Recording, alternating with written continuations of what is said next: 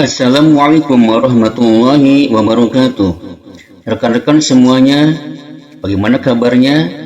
Mari kita sama-sama untuk belajar tentang ilmu mawaris atau faraid, yang mana untuk menguasai ilmu faraid ini memerlukan 4 penguasaan diantaranya, dan ditambah 1 penguasaan tata cara berhitung.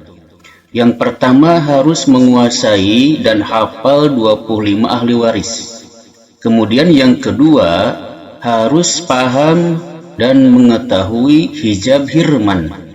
Yang ketiga harus memahami zawil furud atau ahli waris yang memiliki bagian-bagian tertentu. Dan yang keempat harus menguasai asobah. Itu diantaranya penguasaan awal untuk menguasai cara berhitung mawaris. Mari kita sama-sama sekarang kita dengan penguasaan yang pertama, yaitu menghafal dan memahami 25 ahli waris.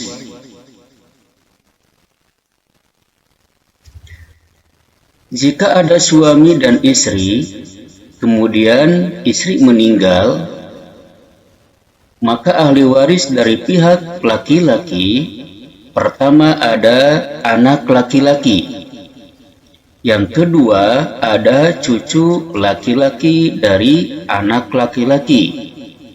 Ingat, ini berpusatnya pada pewaris atau yang meninggal. Yang ketiga ke sebelah kanan, yaitu ada saudara laki-laki sekandung. Yang keempat ada saudara laki-laki seayah. Yang kelima ada saudara laki-laki seibu.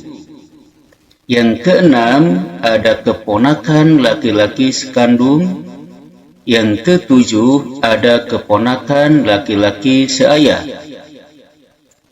Kemudian kita menuju ke atas, ada ayah. Yang kedelapan ada ayah. Kemudian yang kesembilan ada kakek dari ayah. Lalu kita lihat ke sebelah kiri untuk bagian saudara ayah atau paman. Ada paman sekandung dengan ayah. Itu yang ke-10. Kemudian yang ke-11 ada paman seayah dengan ayah. Yang ke-12 ada sepupu laki-laki sekandung, yaitu anak laki-laki dari paman sekandung dengan ayah. Yang ke-13 ada sepupu laki-laki seayah atau anak laki-laki dari paman yang seayah dengan ayah. Lalu yang ke-14 dari pihak laki-laki ini ada suami. Dan yang ke-15 ini ada laki-laki yang memerdekakan pewaris atau yang meninggal.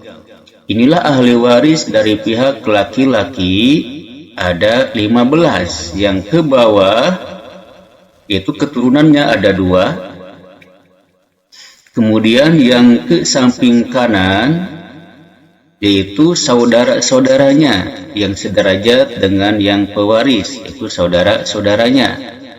Maksudnya merupakan kakek atau yang merupakan adik, ya, adik atau kakak daripada yang meninggal ini. Itu ke kanan kita gambarkan ada saudara laki-laki kandung, seayah, seibu, dan ada anak-anaknya dari saudara laki-laki yang sekandung dan seayah. Ingat, anaknya adalah yang laki-laki. Ini ada 5. Yang ke samping kanan ada 5. Kemudian yang ke atas, nenek moyangnya ada ayah dan kakek dari pihak laki-laki. Ada 2. Dan kita tandai ke samping kiri, itu mulai dari paman. Paman sekandung dengan ayah, paman seayah dengan ayah, kemudian anak laki-laki dari keduanya, lalu ditambah dengan dari ikatan pernikahan, yaitu suami dan perbudakan kalau zaman sekarang sudah tidak ada, ya, yaitu laki-laki yang memerdekakan pewaris. Sehingga sebelah kiri ini ada 6. Ada 6, 1, 2, 3, 4, 5, 6. Sehingga kalau kita rumuskan, di bawah ada 2, samping kanan ada 5, ke atas ada 2, dan ke kiri ada 6. Maka pihak laki-laki ini dapat kita rumuskan adalah 2, 5, 2, 6. Sehingga jumlahnya 15 ahli waris dari pihak laki-laki. Lalu kita menghafal kemudian ahli waris dari pihak perempuan. Pertama ada anak perempuan, ke bawah dulu. Yang kedua ada cucu perempuan dari anak laki-laki. Ke bawah ini ada 2 yang merupakan keturunannya dari pewaris. Kemudian ke samping kanan yaitu saudara-saudaranya. Ya, yang ketiga ada saudara perempuan kandung. Yang keempat ada saudara perempuan seayah. Ini ayahnya sama, ibunya berbeda. Kemudian yang kelima ada saudara perempuan seibu, yang mana ibunya sama dengan pewaris, sedangkan ayahnya berbeda. Dari perempuan ini cuma 3, ya, 3 anak-anaknya bukan ahli waris. Baik, kita melanjutkan ke atas, ya, ke atas ini sudah 2 dan 3, 5, berarti ke atas yang ke-6. Ke atas dari pihak perempuan itu ada yang ke-6 ada ibu, yang ke-7 nenek dari ibu, kemudian yang ke-8 ada nenek dari ayah yang meninggal. Sehingga dari pihak perempuan yang atas itu ada 3. Ada 2, 3, dan ke atas 3. Sehingga jumlahnya ada 8. Kemudian yang ke-9 itu ke kiri. Ke kiri dari yang meninggal itu ada suaminya. Ada yang meninggalnya suaminya, ya, maksudnya yang meninggalnya suaminya. Maka yang ke kiri dari pihak perempuan itu adalah istri, ya. Maka yang ke-9 adalah istri dari pihak perempuan. Dan yang ke-10 ada perempuan yang memerdekakan pewaris, sehingga yang ke kiri ada 2. Ke bawah 2 sebagai keturunannya. Ke samping kanan 3, yaitu saudara-saudaranya dari perempuan. Ke atas ada 3, itu ibu dan neneknya. Ada 3, dan ke samping kiri dari proses pernikahan ada istri dan perbudakan yang sekarang memang tidak ada. Cuman kita harus mengetahuinya, yaitu ada perempuan yang memerdekakan pewaris. Maka jikalau kita rumuskan dari pihak perempuan ini adalah 2, 3, 3, 2.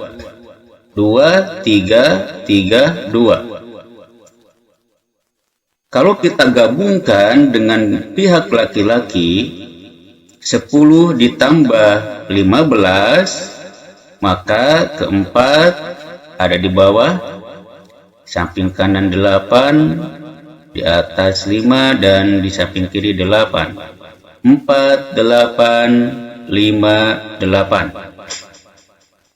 Yang mana 4 ini adalah anak dan cucu.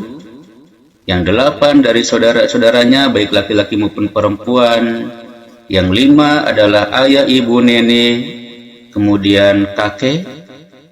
Lalu yang 9, maksudnya yang 8 itu adalah dari pihak paman, bibi tidak ada.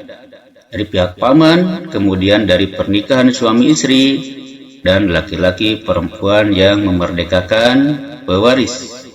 Inilah 25 ahli waris yang harus kalian pahami dan hafalkan. Sehingga daripada apa yang kita jelaskan, maka dapat dipahami bahwasannya cucu dari anak perempuan bukan ahli waris. Kalau anak perempuan dia punya anak, maka anaknya tidak jadi ahli waris yang meninggal. Kalau yang meninggal itu adalah ibu daripada anak perempuan ini atau ayah daripada anak perempuan ini. Kemudian di sini juga ada paman, sedangkan bibi bukan ahli waris. Kan di atas ada kakek dari ayah, sedangkan kakek dari ibu bukan ahli waris. Kakek dari ibu bukan ahli waris. Itu catatan penting yang harus kita pahami.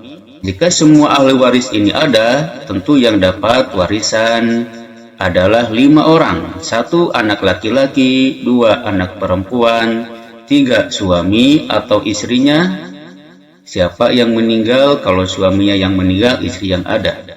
3 itu suami atau istri. 4 ibu, dan yang 5 ayah. Itulah 5 yang pastinya akan memperoleh harta warisan. Itulah 25 ahli waris.